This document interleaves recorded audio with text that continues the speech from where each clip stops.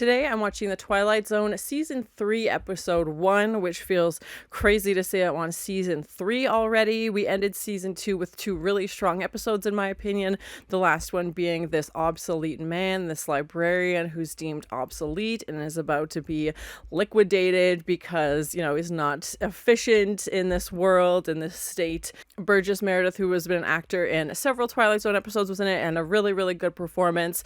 They mentioned, you know, the preview for the next episode, Rod Serling was saying it's this town that's a nightmare called Where Is Everybody, he said was the name of the episode, which I feel like was the episode for Season 1, Episode 1. So I'm not sure if they're doing a similar theme, but like a different approach, or if that preview was just put into the wrong episode order. I'm not too sure. So yeah, I'm not really sure where to go with this episode, whether it is going to be like the pilot or if it's going to be something completely different. But either way, it's the start of a new season. Very excited to see where we're going to go. So thank you so much for sharing in this first time watching with me. If you want to see exclusive content from this episode, be sure to join Patreon. And as always, please like, comment, and subscribe to this channel, and check back often for more awesome content. A new intro. I'm still waiting for that door. I believe someone commented and says it's Season 4. But yeah, I love that they're changing it up every season. Mariner and Iwo Jima, more like one insignificant corner patch in the crazy quilt of combat. Is this like a dystopian? That's definitely what's coming to mind. This little city. It's been 5 years since a human being walked these streets. Oh my gosh. It's the first day of the 6th year, as man used to measure time. Yeah, it definitely looked like a suburban, like, street sign, you know, was laying on the ground. So yeah, I'm very curious to see, like, a dystopian approach.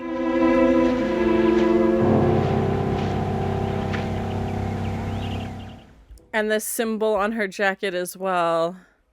Very curious indeed. So that we may read them more easily. But the place is the Twilight Zone. And I love that he's still in the scenes. Yeah, to me it just adds such a big part of it and really just puts him, you know, I know he's the narrator, but having that element I love so much, so I'm glad they keep that for the 3rd season. Oh, and they moved up some of the credits. Okay, interesting. They said last man, did they not? Maybe they didn't include a woman? I don't know. We haven't had a lot of female leads, so... Actual films of enemies.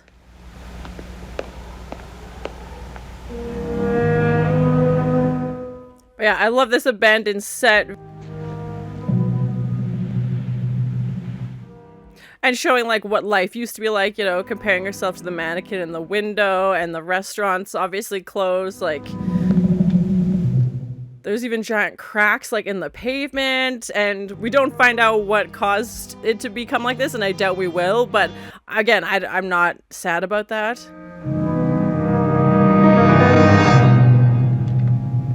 Oh my god, she's not alone. Oh, and apparently is not happy about it. Oh my god, the frying pan. That looked like cast iron. Oh my god. This is an interesting greeting to the only person who could possibly be alive. Oh my gosh. And no dialogue yet either. And they did say the street names were English for us. So maybe they don't speak English. I am not sure.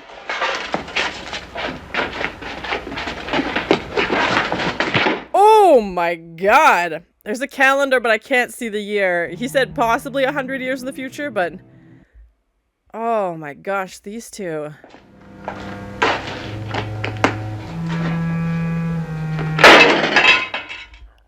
Maybe she was just trying to protect her only source of food, and now this guy's gonna eat it all, of course.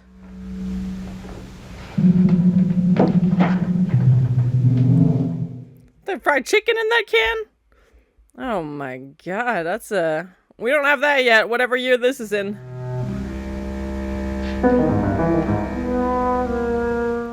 This poor girl.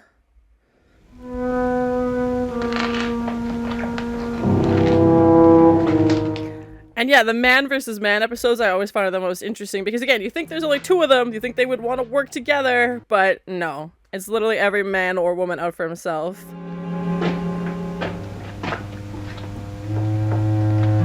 That looks like a calendar that would be from like the 50s or 60s.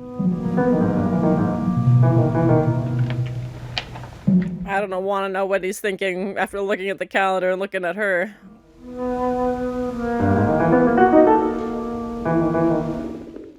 And even the logos and stuff on his outfit are different, like the embroidery on his sleeves.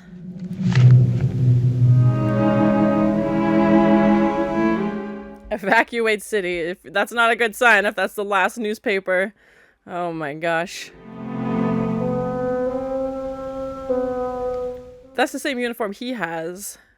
But yeah, gas mask obviously as well.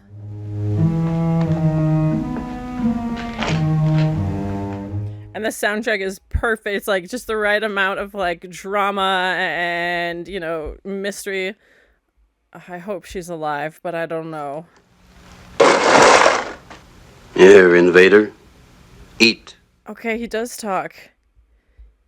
Yeah, I was wondering if they were going to be on opposing sides because they have different uniforms, which may also explain the scuffle. I don't know. The reason I can see for our fighting is that your uniform is a different color than mine. Right? Right? That's what I'm guessing.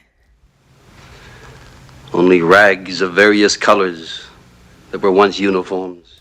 Yeah, if there's no army to report to, what does the uniform stand for? Or if there's no country, what does it stand for? That I do hereby declare peace upon the entire world! And you can hear his voice like echoing in the background, yeah. And yeah, it might just be the two of them. I don't know if it's just this city or the entire world, but...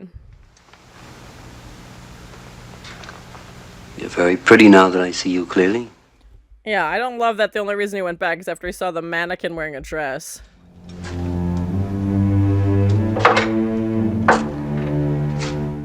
And just like the detail of his uniform, even like the sweat stains, because it's probably his only outfit that he has to wear, and like so well done with being like worn in. And yeah, I'm assuming he's gonna try and shave for the first time in I don't know how long, but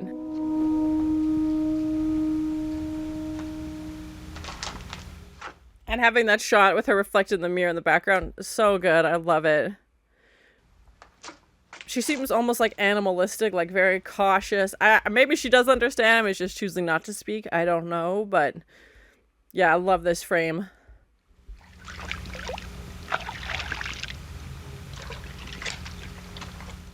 Yeah, just the way she's not taking her eyes off, which I don't blame her. Like, he knocked you out and had every intention of leaving you there, so I don't blame her at all.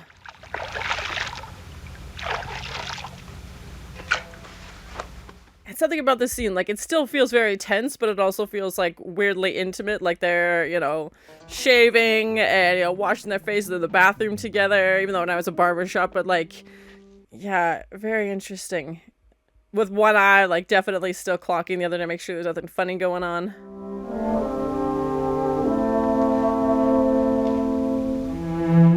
He's like, hey, that could be us.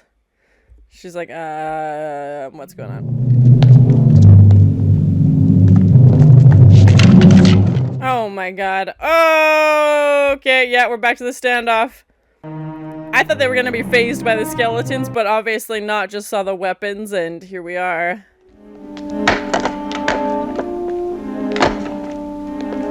He did say he's tired of fighting, so I don't know if he means it, if they're just gonna keep the weapons in case they find another person. I don't know, but they got a lot of time on their hands, that's for sure. Put it on. Yeah, she seems to understand him, or at least, like, you know, basic gestures and stuff at least.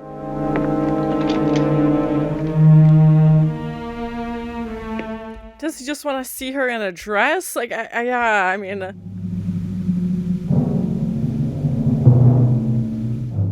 Oh, that's her uniform. The enemy. Yeah, I can just see it in the picture. Oh my gosh, she's the enemy!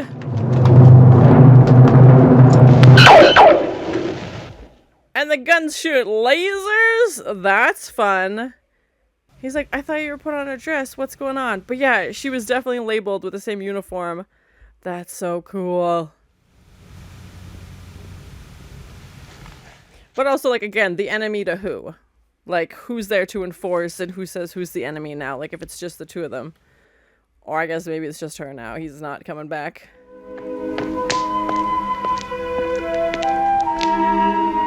Or maybe she realizes what his army may have done to her army and her people. I don't know. But yeah, again, the separation kind of seems pointless now.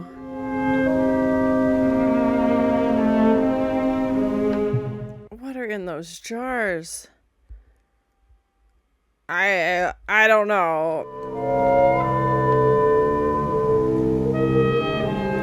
It could be canned fruit. Maybe he found a stash somewhere. Yeah, I'm not sure. It's civilian territory. Oh, she put the dress on. Oh my gosh. Still with her gun, of course. But yeah, I feel like this is a peace offering. Still a giant knife in her belt. No funny business. But yeah, put the dress on. Okay.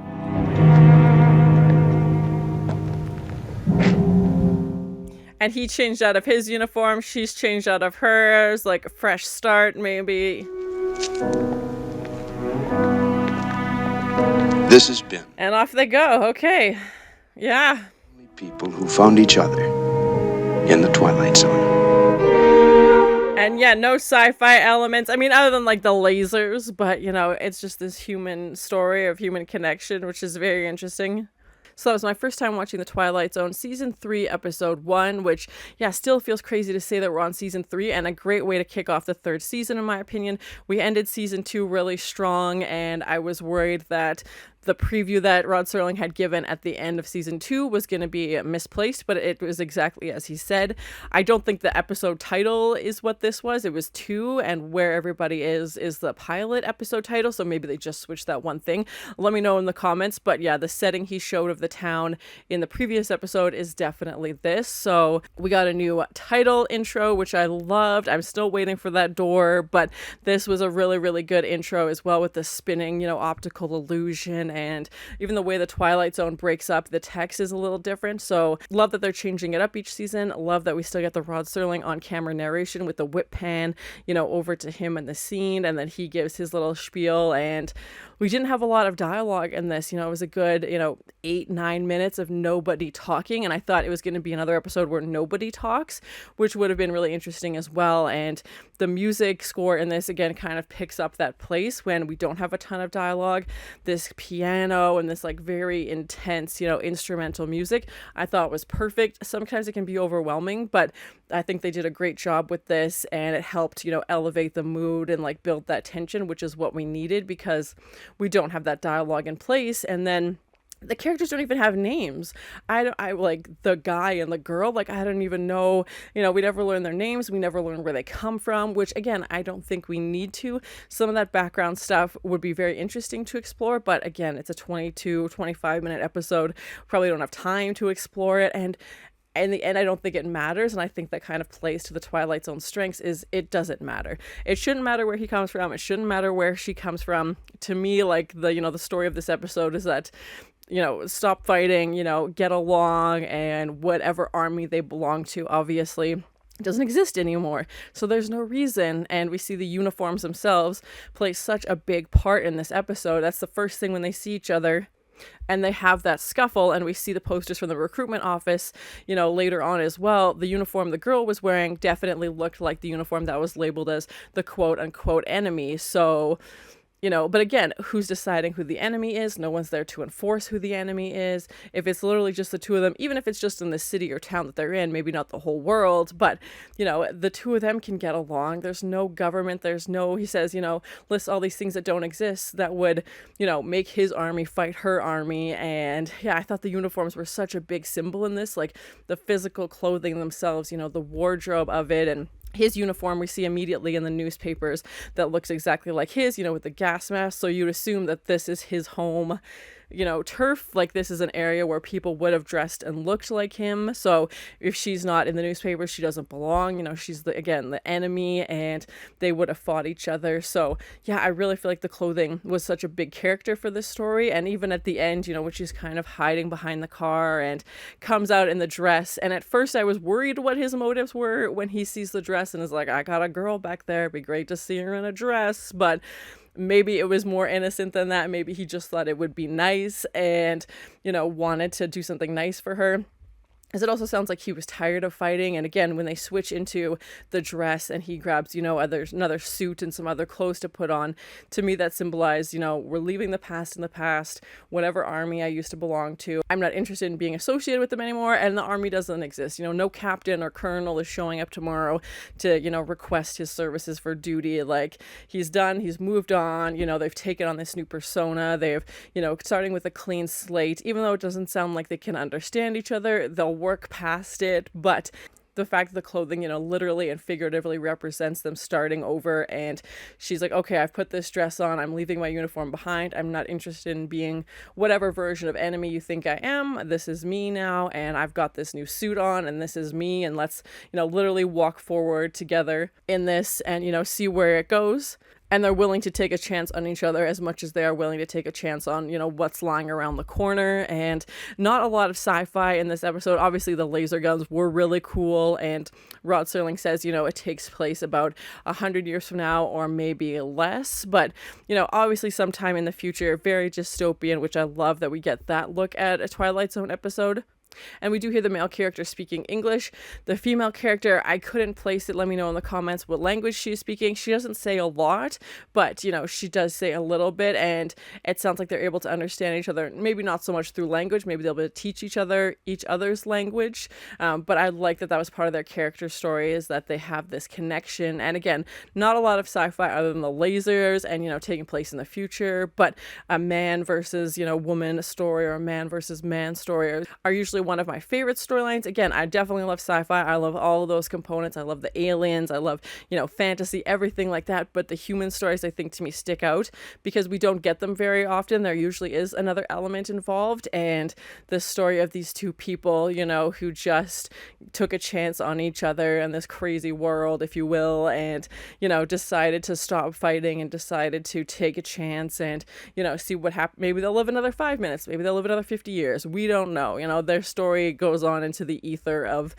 Twilight Zone world. But yeah, I like that we had that element, and we haven't had a ton of those stories. So again, it's kind of nice to see that component. And I really liked the difference in their approach as well. I feel like the guy, obviously they had that scuffle at the beginning, but then after that, he could have taken off. He didn't have to come back for her. He sees the dress and, comes back and revives her and tries to make peace. And I feel like the girl was, very, very much on edge. And I don't blame her at all, because this guy just punched her out and left her, basically. Like, I would also be very cautious, but, she comes out of the recruitment office, she shoots first. And maybe again, it's that hard habit and mentality of, oh, you think I'm the enemy, I'm going to shoot you before you shoot me. And again, we don't know much about these characters' backstories. We don't know what they've been through that would, motivate that behavior. But, the guy just kind of scuffles off. And again, he could have easily left town at that point. He didn't have to stay. I don't know how far away the next town is, but,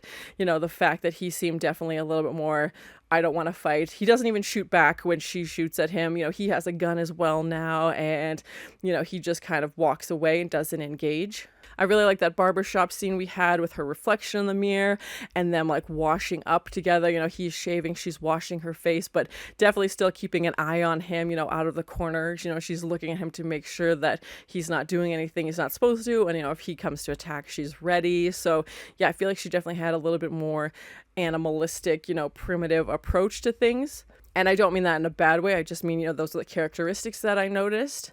And that barbershop scene, again, yeah, it felt almost like intimate. Like, it felt like a couple getting ready to, start the day. And it's only the two of them there. They've just met. And yeah, they're going through this kind of routine that felt like something like a couple would do almost. And, even when we go to the theater and they have that poster of a couple in the corner, he's kind of like looking at it and looking at her like maybe trying to suggest something. And I think when we have the end scene, before they walk off, they don't say anything to each other, but, she looks at him and kind of smiles and goes from walking behind him to walking beside him. And again, I think that's a pretty symbolic gesture. And changing the uniforms as well, a symbolism of like, okay, I'm here for peace.